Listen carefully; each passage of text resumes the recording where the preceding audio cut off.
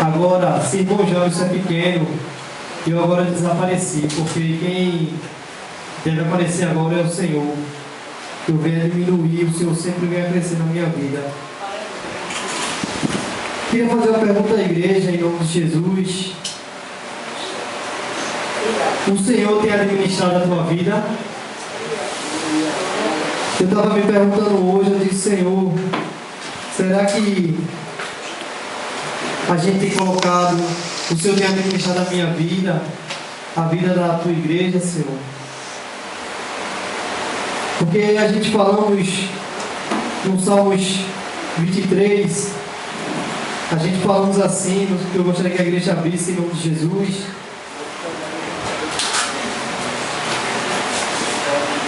Salmos 23.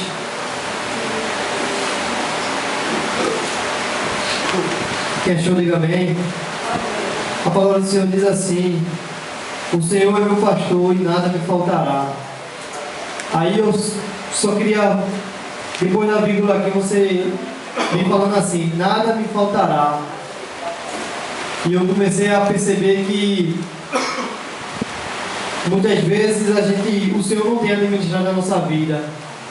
Você andou há muito tempo por caminho difícil, bateu cabeça, tentou administrar sua vida sozinho e deu tudo errado. Agora você aceita o Evangelho do Senhor e permite que o Senhor venha administrar sua vida e as coisas começam a mudar. Só que o tempo vem passando e você começa a querer voltar tudo de novo.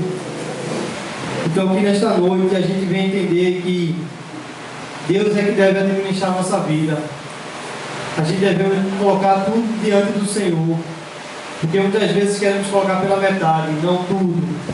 Nosso casamento, nossa casa, nosso filho, nosso alimento de cada dia. O que a gente comprar, a gente colocar diante do Senhor. Vamos começar agora a deixar que Deus administre tudo da nossa vida. Porque Ele sabe o que é melhor para cada um de nós. E eu gostaria de ler também a respeito do filho pródigo em Lucas. Lucas capítulo 15. Glória a Deus. Lucas capítulo 15 e versículo 12.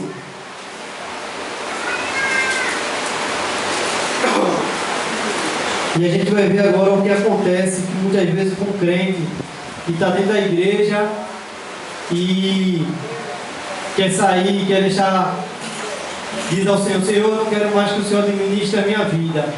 Foi o que aconteceu com o filho pródigo. Vamos ler em nome de Jesus. Lucas capítulo 15, versículo 12, diz assim, e vou ler o 11. Vamos ler o 11 para a gente entender. E disse um certo homem, tinha 2 filhos, e o mais moço dele disse ao pai: Pai, dá-me a minha parte da fazenda que me pertence. E ele repartiu por eles a fazenda. E ele foi embora, o mais novo. E eu gostaria de ler também o 18 para a gente entender. O 18 diz assim, o 17 diz assim: e caindo em si disse: quantos trabalhadores do meu pai têm abundância de pão, e eu aqui pereço de fome? Levantar-me-ei e irei ter com meu pai, e direi: Pai, pequei contra ti e contra o céu, já não sou digno. E o 19 diz assim: já não sou digno de ser chamado teu filho, faze-me como um dos teus trabalhadores. E o pai, vamos ler agora o 20. E levantando-se, foi para o seu pai, e quando ainda estava longe, viu seu pai, e moveu-se de íntima compaixão, e correndo, lançou-se ao pescoço e o beijou. Só até aí. O que me chamou a atenção é que aquele jovem, ele tinha uma casa onde tinha fartura de alimento, onde tinha um pai que sabia administrar todos os bens, que sabia controlar ele, porque você sabe que jovem que bota na cabeça quer fazer, mas ele tinha um pai que estava ali, ó, puxando a rédea. Olha, meu filho, é assim, é assado. E assim ele saiu porque ele quis ser rebelde. Ele disse: meu pai fica me controlando, eu não posso fazer nada aqui. Eu não posso fazer nada aqui, eu vou pegar minha parte e vou viver a minha vida por aí. Eu acho que aconteceu isso. E muitas vezes acontece com a gente, né? Eu vejo muito, irmão.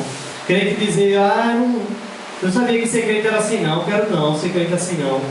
Porque é difícil. Eu só vejo o povo dizer que é difícil ser crente. É difícil ser crente é difícil. É muita prova, é muita luta. E quer deixar o caminho do Pai. Só que lá na frente, quebra a cara, paga preço, é humilhado e depois se lembra: vou voltar para casa de papai. Porque lá, até os servos do meu pai têm fartura de alimento. Então, que a gente venha nesta noite pensar e refletir a respeito disso. É uma palavra simples, mas que você venha refletir.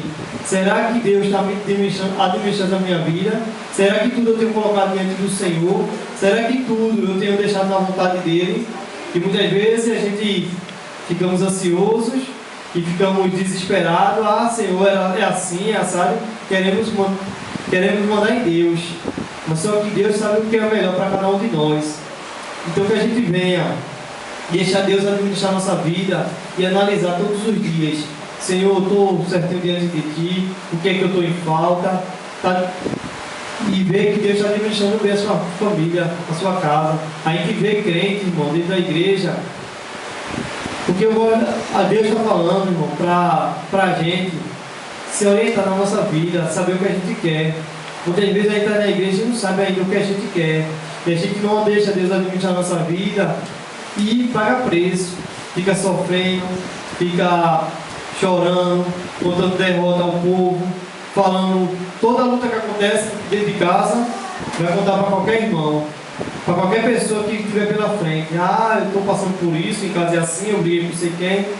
Então, não é assim, irmão. Deus não está na sua vida não, Deus não está administrando a sua família não, Deus não está administrando no trabalho é a mesma coisa. O patrão dá uma pregada porque está fazendo as coisas erradas, aí sai falando do patrão, sai falando assim.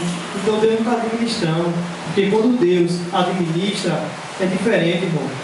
Vieram me dizer hoje que na empresa lá a cabra está comendo. Eu disse: está desesperado? Está trabalhando direitinho? Está fazendo as coisas certinho? Eu trabalhei em 3 empresas, irmão. Eu trabalhei em 3 empresas. Nunca tive esse aperreio. Sabe por quê?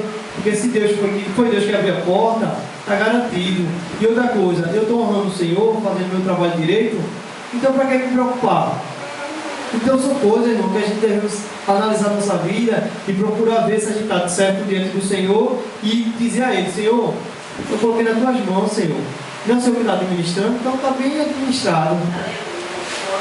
Então é isso que a gente deveria pensar na nossa vida e dizer: Senhor, meu relacionamento está nas tuas mãos, o meu emprego está nas tuas mãos, minhas amizades estão nas tuas mãos, tudo, irmão, tudo tem que estar dentro do Senhor. Nosso dízimo, nossa oferta, nosso dinheiro tem que estar na mão do Senhor. O Senhor que Ele deve administrar. Essas coisas, quando Deus administra, tudo é bênção, tudo é vitória. A gente não se desespera, às vezes está passando por uma luta tremenda, mas não está nem aí. Por quê? Porque é Deus que está administrando, irmão. Porque Deus sabe. Eu estava conversando com o irmão Arlan essa semana e a gente estava falando a respeito de Jó e eu fiquei maravilhado, irmão. Você sabia por que Deus veio do céu para mim? Você sabia por que porque Jó passou pelaquelas provas? Não foi para mostrar ao diabo que Jó era um homem de Deus, não. Deus fez aquilo ali para enganar o diabo, para mostrar o que ele ia dar a Jó de presente. Jó ganhou em dobro tudo que tinha, irmão. Deus restituiu em dobro tudo que Jó tinha. E eu quero dizer essa palavra que Deus não queria mostrar ao diabo que Jó ia honrar, não. Deus queria abençoar Jó mais. Amém? Amém. Deus queria, porque o Jó era um homem de Deus, temente a Deus, mas estava tendo um aperreio com seus filhos. Seus filhos eram um povo rebelde, eram um Jó que não seguia o Senhor. Aí você pode dizer: mas irmão, como é que os filhos dele morreu? Jó, Deus deu tranquilidade ao coração de Jó. E os filhos de Jó, que Deus deu, os 9 filhos, que Deus deu a Jó, deu tanta alegria a Jó, que Jó até se esqueceu dos que morreram. Acredita nisso? Porque Deus faz assim, irmão. Porque Deus faz essas coisas na nossa vida. Então é motivo para a gente se alegrar. Quando a gente coloca na administração o Senhor, tudo vai bem. E começou Deus restituindo a vida de Jó. Restituindo. E foi em dobro, irmão. E Jó ficou maravilhado com o Senhor. Eu acho que Jó saiu gritando na rua, disse: eu não disse que o meu Redentor vive e por fim se levantaria? Aleluia. Ele disse, saiu gritando, eu acho. Ele saiu gritando de alegria. Eu disse, isso é por os amigos de Jó que estava julgando Jó, dizendo: tu está em pecado. Jó está em pecado. Começaram a ver a vitória de Jó e disse: desculpa, Jó. Desculpa, Jó. A gente não sabia o que estava se passando na sua vida. A gente julgou você mal. Tudo, meu irmão, tudo Deus restituiu em Jó. As amizades de Jó começaram a reconhecer que Deus era verdadeiramente na vida dele. Com certeza também Deus deu uma nova esposa para Jó. Porque aquela esposa não era uma mulher sábia. Que a esposa começou a dizer: amado o Senhor, esse Deus e morre. Eu creio que naquele momento Jó disse: olha, toma o divórcio, vamos se separar aqui, porque eu estou todo chagado, mas eu não vou negar o Senhor. E com certeza aquela mulher foi embora. Aí daqui a pouco apareceu uma mais linda para Jó. Deus é assim, irmão. Deus faz maravilha na nossa vida, só basta a gente crer. Jó estava passando por um momento, irmão, que ninguém quer passar, mas Deus honra, Deus abençoa. Então, em nome de Jesus, que você venha deixar Deus administrar a tua vida. Engraçado é José, vendido pelos seus irmãos, jogado em calabouço, humilhado, mas na casa de Potifar José prosperou. Por quê? Era porque ele sabia administrar? Não, era porque Deus era na vida dele. E ele, antes dele começar a administrar, ele dizia: Senhor, quem está administrando é o Senhor. Eu sou um canal aqui.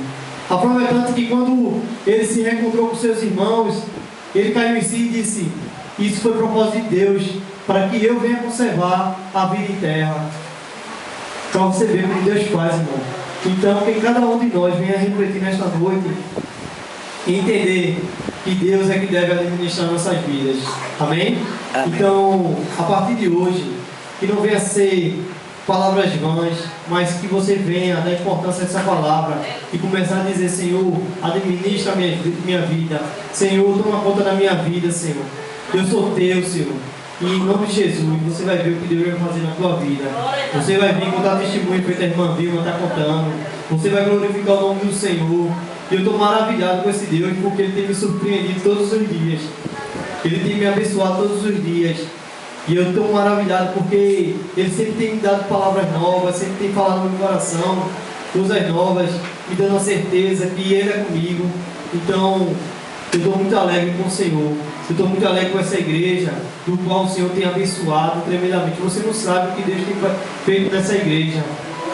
Você não sabe o que Deus tem feito. Deus tem trabalhado o caráter de pessoas aqui, irmão. Pessoas que necessitam do Senhor. Pessoas que necessitam que o Senhor administre a sua vida.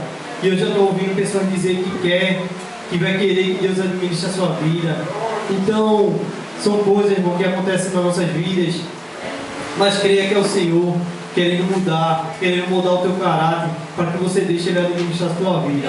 Então, em nome de Jesus, que você venha nesta noite refletir sobre essa palavra e não venha fazer feito um filho pródigo, deixar a casa do Pai, irmão, onde tem tudo certinho, onde tu vai ter teu alimento todo dia. Tu vai sair da tua área de conforto para quê, irmão? Tu vai quebrar a cara lá fora. Lá fora não dá. Tem coisas boas? Tem. Mas tu vai quebrar a cara, vai ser difícil você sobreviver lá. E o diabo, irmão, está ao redor. Se tu sai debaixo da mão de Deus, porque a mão de Deus está estendida sobre a tua cabeça. Se tu sair debaixo da mão de Deus, é difícil voltar, viu? Porque o diabo está ao redor, fugindo como um leão, buscando quem possa tragar. Aquele filho pródigo, ele teve outra oportunidade. Porque capaz de ele tivesse morrido de fome lá. Capaz de ele ter comido a comida do porco e desse uma infecção nele. Já pensasse que ele tivesse comido, porque os porcos não deixaram. Até os porcos não deixaram, né? Propósito de Deus. E não deixaram ele comer, os porcos ficaram brigando com ele. Mas se ele comesse, tivesse uma infecção, podia ser que ele não tivesse essa oportunidade de voltar à casa do Pai.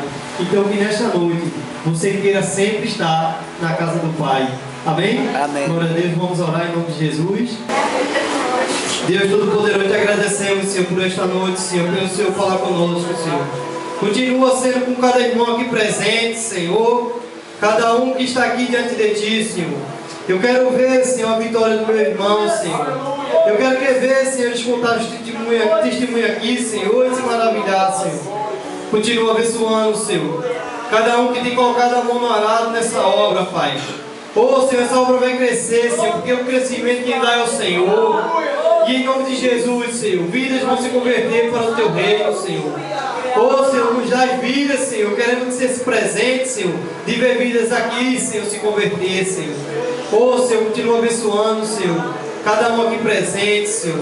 Derramando a tua unção, o Teu poder, Senhor. Abençoa o nosso pastor, Senhor. Oh, Senhor, a luta pode ser grande, Senhor. Mas maior que está em nós do que o que está no mundo, Senhor. Tu sabes, Senhor, o que ele está passando, Senhor. Mas, Senhor, ele vai superar porque ele confia em Ti, Senhor. Porque o olhar dele, Senhor, está posto em Ti, Senhor. E em nome de Jesus, Pai, a vitória é nossa em nome do Senhor. Obrigado, Senhor, por este culto, Senhor. Eu te agradeço, Senhor. Que a gente venha colocar em prática tudo que for falado aqui, Senhor. Que a gente não venha, Senhor, que a gente venha dar crédito, Senhor, à Tua palavra, Senhor. Que a gente venha praticar a Tua palavra, Senhor. Porque só assim, Senhor, a gente vai ser abençoado em nome de Jesus. Eu te agradeço, Senhor. Despede, Pai, desses filhos, Senhor. Continua abençoando em nome de Jesus. Amém e amém. Glória a Deus.